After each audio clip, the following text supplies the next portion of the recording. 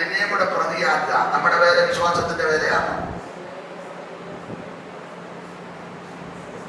അല്ല, നമ്മളെല്ലാവരും കുറ്റക്കാരാണ്. ഞാൻ അന്ന് ഓർപ്പിച്ചത് ഒന്നുകൂടെ ഓർപ്പിക്കുക. സ്ഥലമാറ്റത്തിന്റെ സമയത്ത് എല്ലാവരും അല്ലെങ്കിൽ ചിലര് വിളിച്ചു ചോദിക്കും, എന്തോ വരുമാനമുണ്ട് അവിടെ, എത്ര പേരുണ്ട്, എന്തും വേണ്ട ആൾക്കാർ കൂടും. പിന്നെ മിടുക്കന്മാർ ഉപദേശിമാര് അവരുടെ ധാരണയുണ്ട്, ഞാൻ അങ്ങോട്ട് വരുമ്പോൾ നീ ഇങ്ങോട്ട് വേണം. പാവത്തങ്ങളെ പിന്നെയും അതുങ്ങൾ വിടുപിടി തന്നെ. മിടുക്കന്മാരങ്ങനെ ചെല്ലു. പിന്നെ മാറാൻ പറഞ്ഞാലും മാറത്തുമില്ല. ചുണയുണ്ടെ മാറ്റാവുന്നതാണ്. ചുണയുണ്ട് തന്നെ ഒന്ന് പുള്ളി ഐ ടി അല്ലല്ലോ, ആണോ? സെൻട്രൽ പാസ് എന്നല്ലേ ഉള്ളൂ.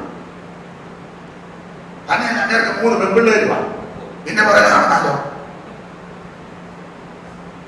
ഏതെങ്കിലും അവന്മാര് കേൾക്കുന്ന കേട്ടോളൂ.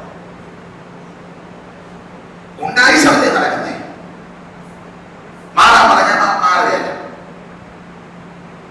അവസരത്തിന്റെ ഭയങ്കര വേലയാണ് വിശ്വാസത്തിന്റെ.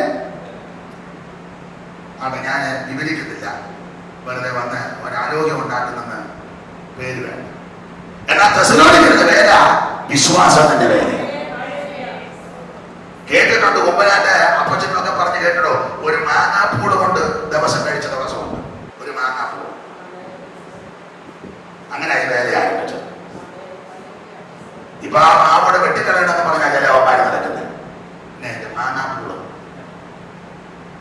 പുതിയ ആൾക്കാർ ഇപ്പൊ കയറിയില്ലേ? പുതിയത് എന്താ? പിള്ളേരുടെ കുന്തളിപ്പ് ഇപ്പം നേതൃത്വത്തിൽ വന്നു കഴിഞ്ഞപ്പോൾ മാവ് അവർക്കൊരു തടസ്സമാണ്. എടാ കഴുതേ, ഒരു മാങ്ങാപ്പൂട് കൊണ്ടായി വേല നടത്തിയത്.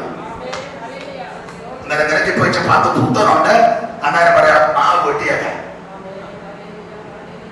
ഇത് വിശ്വാസത്തിന്റെ വേലയാണ്. ഇത് വിശ്വാസത്തിന്റെ വേലയാണ്.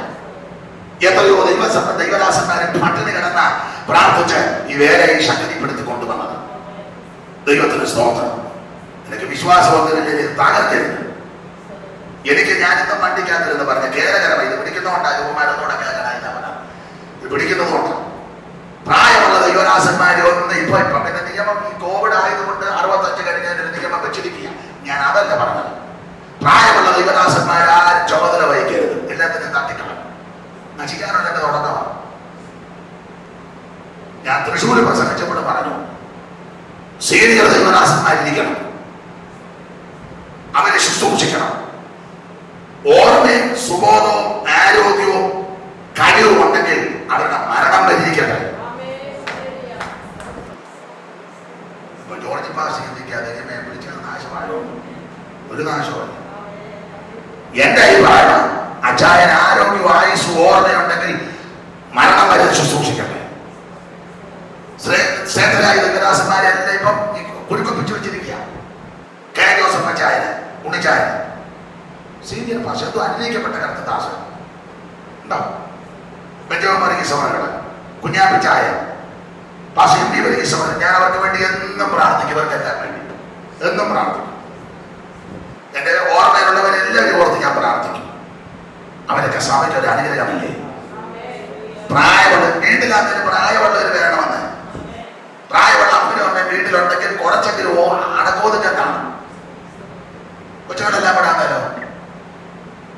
ഞാൻ എല്ലായിടത്ത് പ്രസംഗിക്കുന്നത് ഒന്നുകൂടെ പറയാം. നിങ്ങൾക്കറിയാം, പ്രായമുള്ള അപ്പൻ തിന്നലിരിക്കുകയാണെങ്കിൽ കൊച്ചു പെൺപിള്ളേര് അകത്തുനിന്ന് ഒരു മാമ പറയും, ഇടി ഇച്ചാനോട് കൊണ്ടപ്പടം കൂടെ പാമ്പ അല്ലേ? നിങ്ങളെല്ലാം ലഡാക്കിൽ നിന്ന് വന്നാണോ ഒന്നും അറിയാൻ പറ്റാത്തോ? പറയരുത് കേട്ടിട്ടില്ലേ? ഇടി ഇച്ചാന്മാരൊക്കെ അപ്പുറം കൂടെ പാമ്പ. അവർ കീഴ്വഴ ഒരച്ചതല്ല. ഇന്നിപ്പോ ഇച്ചാരാന്ന് പറഞ്ഞ് വാടിക്കറിഞ്ഞ ഒറ്റ അടിക്ക് തന്നെ കനാലിൽ കളയും. കനാലിന് കയറാൻ നേരം അതിനകത്തൂടെ എല്ലാം വന്നോണ്ടിരിക്കാതെ ഇച്ചാരാന്ന് പറഞ്ഞ വല്ലാത്ത കാലമാണ്. ദുഷ്കാലമെന്ന പൗലോസ് പ്രയോഗിച്ചിരിക്കുന്നത്. വീടാണെങ്കിലും സഭയാണെങ്കിലും നാടാണെങ്കിലും പ്രായമുള്ളവര് വേണം. അവര് മുൻനിരയിലിരിക്കണം. അവരെ തട്ടിക്കളഞ്ഞാൽ, അവരെ ഒതുക്കിയാൽ മുടിയാനായിട്ട് തുടങ്ങി. ഇസ്രായേൽ രാജ്യം 2 വിഭജിക്കാൻ കാരണം എന്നാ? ശലോമോന്റെ മകൻ രെഹബെയാമിന്റെ കാലത്ത് പിള്ളേര് പറഞ്ഞത് കേട്ട് കളിച്ചു.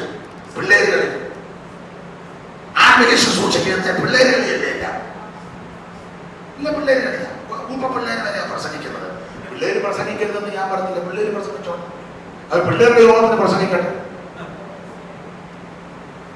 ഞാനെതിരെ അവർ പ്രസംഗിക്കട്ടെ, പ്രസംഗിച്ച് പഠിക്കാം.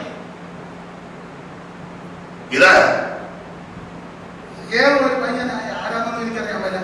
പ്രായമുള്ളവരെല്ലാം ഇരുത്തി നിന്നോട് പ്രായമുള്ള വല്യപ്പനോട് പണ്ടൊരു കൊച്ചൻ വിളിച്ചു, മകനെ ഇവിടെ പഠിക്കാൻ പറഞ്ഞു.